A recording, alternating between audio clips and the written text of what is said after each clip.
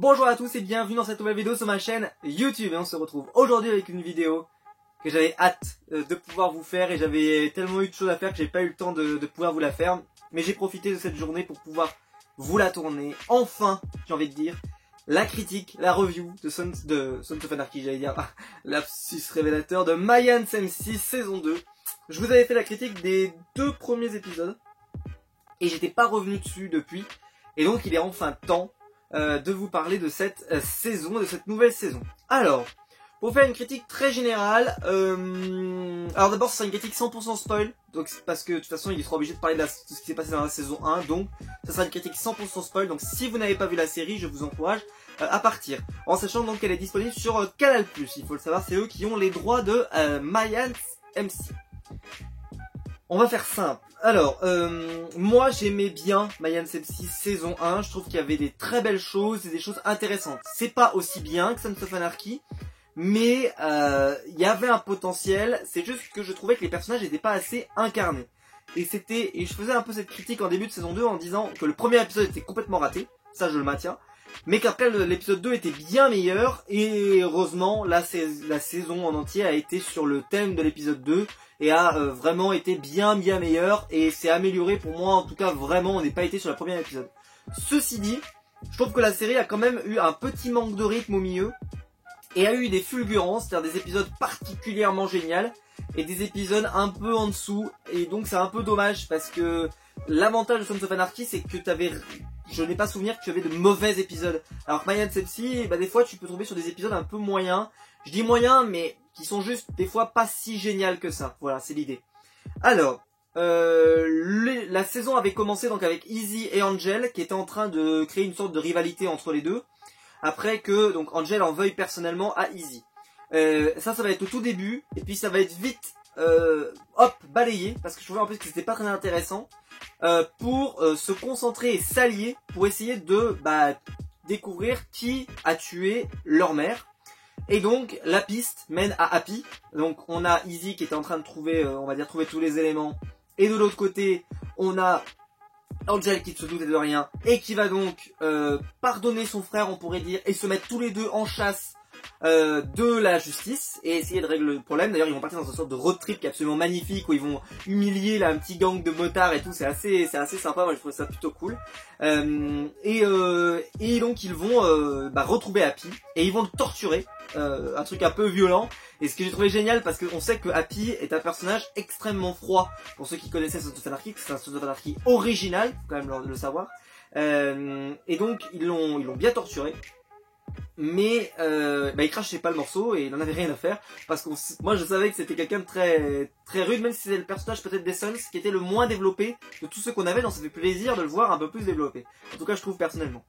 Et donc on a ce personnage Happy qui quand on va menacer son chien voilà, il va se mettre à table et il va raconter. Donc il va raconter, en fait c'est pas du tout une mission qui a été créée dans les Sons of Anarchy ou une mission à lui, c'est une mission qui vient du Mexique, et que c'était pas du tout l'objectif n'était pas du tout de tuer leur mère, c'était de tuer leur mère et peut-être leur père, mais bon on comprend pas trop pourquoi ils ont raté, mais bon bref c'est un peu voilà, bizarre, et qu'en gros c'était pour que ça venait du Mexique. Donc en fait là ça replonge de l'autre côté de qui a lancé ça à l'origine, qui a provoqué la mort. Et donc là, on pensait que c'était Happy, sauf que ce n'est pas Happy, c'est encore quelqu'un derrière lui.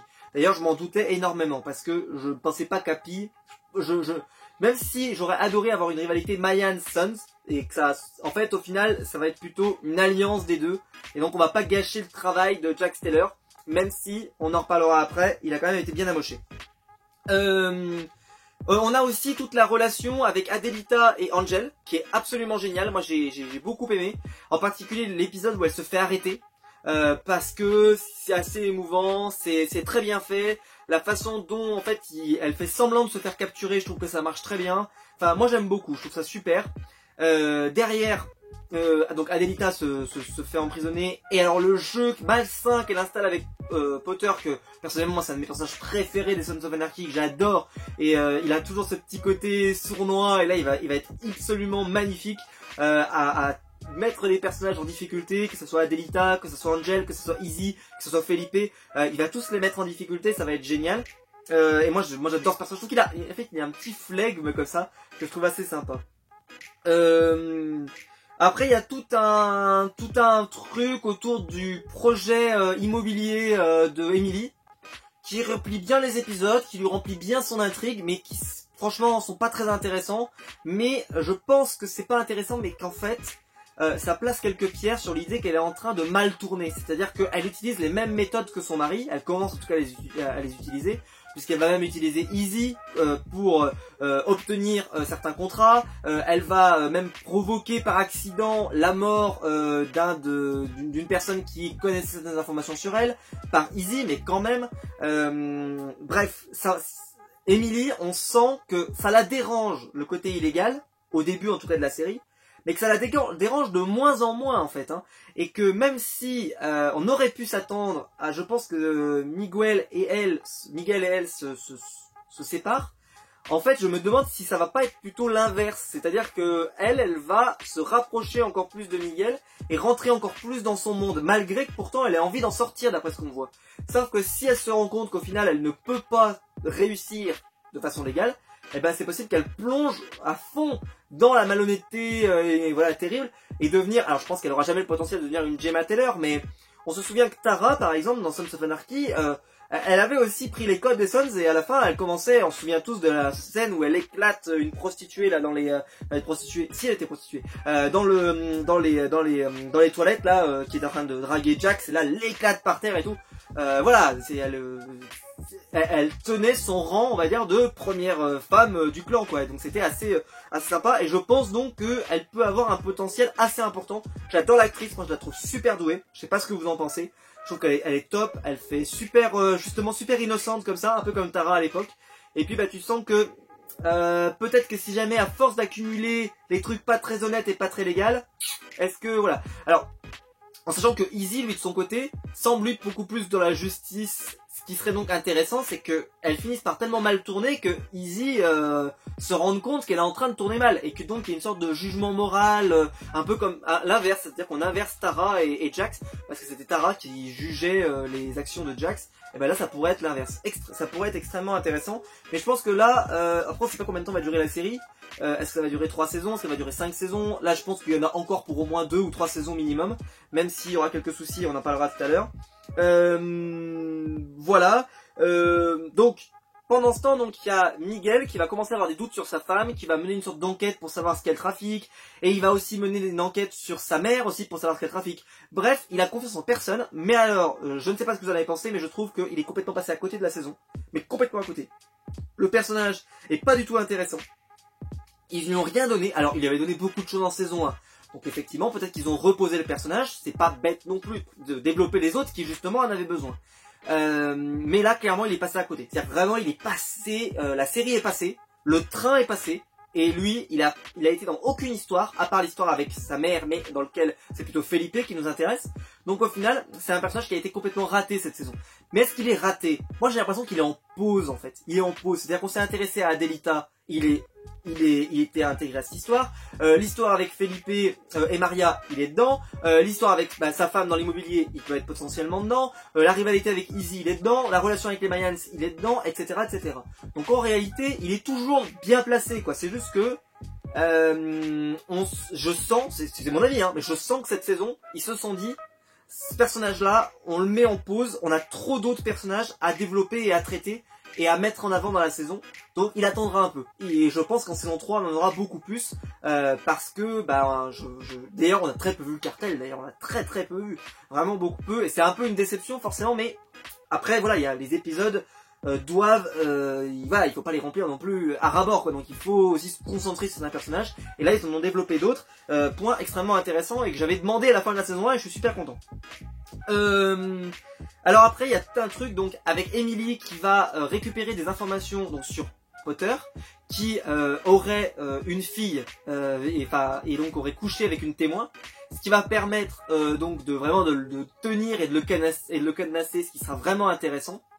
pour la suite, je trouve. En tout cas, personnellement, je trouve que c'est vraiment assez sympa parce que justement, ça l'a mis en difficulté alors que toute la saison, il fait toutes les saloperies possibles, tout ce qui, enfin, comment il traite la femme de Angel, quand il a le gamin et tout et qu'il lui fait passer un test ADN. Enfin, vraiment, il est assez affreux, quoi. Il est un peu sans cœur, on a l'impression des fois. Alors que pourtant, c'est pas l'image qu'on avait du personnage dans Sons of Anarchy, où justement, il voulait faire ce qui était juste. Là, on sent qu'il est presque 100 fois ni loi pour arriver à obtenir ce qu'il veut, quoi. Et je pense que c'est qu'aussi, la situation est complexe parce qu'il a l'impression de gérer le jeu, mais en réalité, il gère pas grand chose parce qu'il y a plein de choses qui se font en sous-main qu'il comprend pas. Il faut se rappeler que Miguel et Adelita sont ensemble, enfin ils sont pas en couple, hein, mais ils se sont alliés. Donc et ça il n'est pas au courant. Donc en fait il a l'impression de contrôler le jeu, mais il contrôle rien. Et donc je pense qu'il commence à comprendre qu'il y a des choses qui vont pas. Il voit que les Mayans agissent de façon bizarre et ça explique peut-être ses agissements. Même si je trouve ça un peu dommage parce que Potter pour moi était quelqu'un de droit. Même si c'était quelqu'un qui était déterminé à son objectif, il avait quand même des méthodes propres, on va dire. Bah là c'est un peu moins propre, je trouve, c'est moins propre. Donc à voir si la série Mayans ça va un peu le salir peut-être pour la suite. Donc il y a le personnage de Bishop, donc qui est le chef des Mayans, qui va apparaître très peu, qui va être très peu intéressant dans cette saison, mais qui va être le personnage qui va un petit peu voilà, gérer toutes les histoires, passer d'une histoire à l'autre, gérer l'histoire des frangins, gérer tous les problèmes qu'il peut y avoir, le problème de l'accord avec les Sons of Anarchy qui arrivera plus tard, je vous en parlerai juste après. Mais voilà, franchement, c'est pareil, c'est un peu comme Miguel, il passe un peu à côté, mais il va bien se révéler dans les 3 derniers. Lui, par contre, il va mettre un petit coup d'accélérateur dans les 3 derniers, on va le voir tout le temps. Donc en gros, lui pareil, il était en pause, et on l'a réveillé, hop. Qu'est-ce qui s'est passé? Il a pris un réveil, il fait qu'est-ce qui se passe? Et hop, on a eu besoin de lui et là il était vraiment très intéressant. Je l'ai trouvé génial personnellement. Alors il y a tout l'arc scénaristique autour de Dita, Miguel et Felipe bien sûr. Donc on découvre, ça je vous l'avais dit, que Miguel est le fils de Felipe, qui était évident. Et que ce qui est extrêmement intéressant, et ça c'était hyper intéressant, parce que je vous avais dit moi que je pensais que c'était Miguel qui avait fait tuer la femme de Felipe, mais non, il s'avère que c'est Dita. Et alors là, vraiment j'ai été assez cueilli parce que je pensais pas que ça serait elle, je pensais que ça serait Miguel, et que justement ça créerait quelque chose d'une sorte de cercle vicieux, parce que est-ce que Felipe pourrait se venger de son propre fils? Vraiment une question comme ça, un peu de conscience un peu. Ça aurait été intéressant. Bah non, ils ont décidé donc de développer l'idée que c'est son autre femme, on pourrait dire, avec qui il avait entretenu une relation il y a quelques années, quelques décennies même maintenant. Et donc elle va se suicider. Elle va demander à Izzy de la tuer, ce qu'il va faire. Et après donc ils vont foutre le feu au corps pour faire croire à un accident.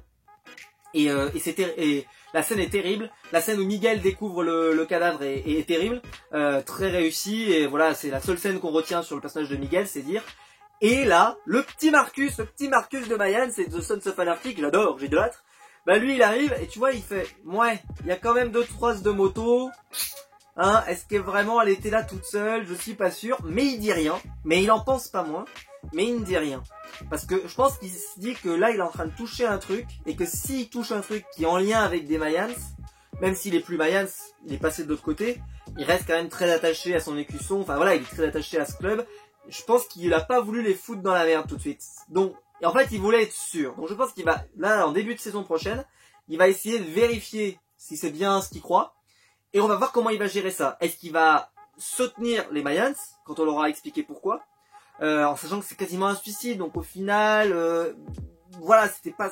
Mais la façon de le présenter peut être extrêmement importante parce qu'on peut très bien avoir Marcus, qui décide de trahir les Mayans, enfin de trahir. En tout cas, de ne pas les soutenir et de les dénoncer. Et là, ça peut être vraiment compliqué parce que personne n'est vraiment au courant de ce qui s'est passé. Donc là, ça peut être un dialogue de sourds entre des Mayans qui sont pas au courant, puisque c'est une affaire personnelle.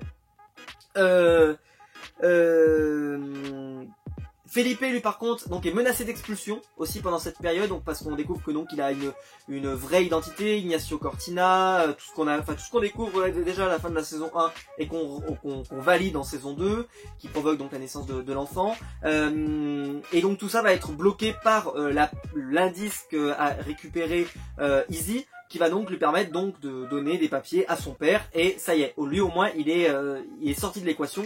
Par contre, ça ne permet pas de sauver Adelita, il ne pouvait faire que l'un des deux. Ça m'a fait un peu tilter parce que pourquoi ils ne peuvent sauver que l'un des deux? Pourquoi Potter, c'est lui qui met ses conditions, mais moi j'arrive et je lui dis bah très bien, on se revoit la semaine prochaine, on se voit la semaine prochaine, je détruis ta carrière. Est-ce qu'il aurait vraiment tenu? C'est une vraie question. Donc en fait là il a fait un jeu de dupe en se disant peut-être que s'il propose une solution raisonnable ils vont accepter, et ils acceptent. Preuve qu'il est extrêmement malin. Et puis là, bon, là j'ai les éléments de fin. Bon, épisode 8, c'était le 8 ou le 7? Le 8, l'arrivée des Sons of Anarchy originales qui viennent faire respecter, un peu faire signer le traité de paix proposé par Jax. Et là c'est là qu'on découvre que en fait ils n'ont pas du tout arrêté le trafic d'armes. En tout cas ils l'ont pas encore arrêté. Pourtant on pensait que Jax avait suffisamment mis de choses en place pour que ça s'arrête. Mais ce qu'explique ce Chips, c'est qu'en fait c'est plus compliqué que ça et que c'est pas si facile d'arrêter le trafic d'armes. Même si on avait des accords avec les Mayans, etc., bah, il faut mettre en place des nouveaux ponts de bateaux, des nouveaux circuits. Ça prend du temps, et qu'au final, bah, même des années après la mort de Jax, c'est toujours pas réglé quoi. Et justement, bah, il vient pour l'occasion pour essayer, parce qu'en fait il y a trop d'armes à s'occuper, et donc il veut un accord entre les Mayans NC et un nouveau club qui s'appelle, j'ai plus le nom en tête puisque je ne l'ai pas noté sur ma tablette, Vatos Malditos, qui était donc le club donc un autre club. Donc ils vont se retrouver là dans le casino et tout, hyper sympa, et puis Chips, charisme quoi, il apparaît, il met une raclée à tout le monde, il est incroyable. Et il faut savoir en fait qu'il y avait une rivalité entre ces deux clubs, parce qu'il s'était passé quelque chose de grave pendant cette saison où il y a eu des vraies tensions, on pourrait dire, provoquées par les Mayans en grande partie, on va pas se mentir. Et donc ils vont accepter, ils vont dire ok, y a pas de souci, on passe à côté. Et fin d'épisode, eh bien il y a une fusillade juste devant le casino où ils tuent, ou en tout cas ils vont alors là, il crique de balles, plein de gens, personne ne meurt sur le coup. Donc t'as Coco qui finit avec un cache-œil. Alors à ce qui paraît, donc il va retrouver la vue. Il retrouverait la vue plus tard. Mais à ce moment-là, au moment où on est, il n'a pas encore retrouvé. Reese, lui par contre, qui était un personnage que j'adorais, et je m'attendais pas du tout à qu'il meure, parce que je pensais que c'était un des personnages l'un des acteurs les plus intéressants de la série, qui se prend une balle, et qui lui est entre la vie et la mort, mais va sûrement survivre. Sauf que, comment il s'appelle, Bishop va décider de quand même faire respecter le traité avec les Sons, et donc le club rival, et de ne pas faire de revanche et de rébellion et de se venger. Ce qui est normalement la loi un peu dans ce genre de club. Il va décider de pas le faire, et là, il va se mettre à dos le personnage, j'ai noté son nom, de Taza, qui est un personnage que je trouve hyper intéressant aussi et qui est assez peu développé, mais là justement, les peu de scènes qu'il a eues, il les a super bien faites, et il va décider de tuer Reese, qui était en train, qui allait peut-être s'en sortir, en le débranchant, et donc il va mourir en quelques instants, pour obliger son chef à se venger, parce qu'il dit, vu que personne n'est mort, allez, c'est pas grave. Oui, effectivement, ils ont failli nous tuer, mais personne n'est mort, donc c'est pas si grave. On pourra quand même le justifier, je vais quand même réussir à m'en sortir. Et là, maintenant que quelqu'un est mort, il n'arrive plus à justifier le fait qu'il faut pas se venger. Et donc là, notre ami, j'oublie tout son nom, Bishop, arrive dans le club, il arrive à la table et il dit, bon ça y est, ça sera la guerre. Et donc là, il y a tout un épisode final, où t'as les Mayans qui agissent normalement, ils font ce qu'on attend d'eux, ils ont l'air normaux, etc. Et en fait, tout le long de l'épisode, ils préparent, et on le sent, ils préparent leur revanche. Préparent leur revanche, ils disent agissez normalement, faites comme d'habitude, si vous croisez de ces mecs-là, vous leur dites, vous leur tapez la bise, vous faites ce que vous voulez, machin là. Voilà, vous leur faites des hugs, vraiment, respect.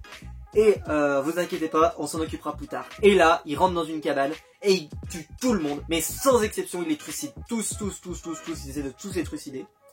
Et il y en a qui essayent de s'échapper, bof, il les tue, enfin c'était l'enfer. Donc je crois qu'il y en a un qui s'échappe de mémoire, c'est ça, il y en a un qui s'échappe. Et donc c'est un, voilà, ça peut être dangereux. À voir comment ça va être géré pour la suite. Easy devient un Mayans, ça y est, il est officiel, il n'est plus prospect. Sauf que donc pendant l'attaque, on se rend compte qu'il y a un Sons of Anarchy mort.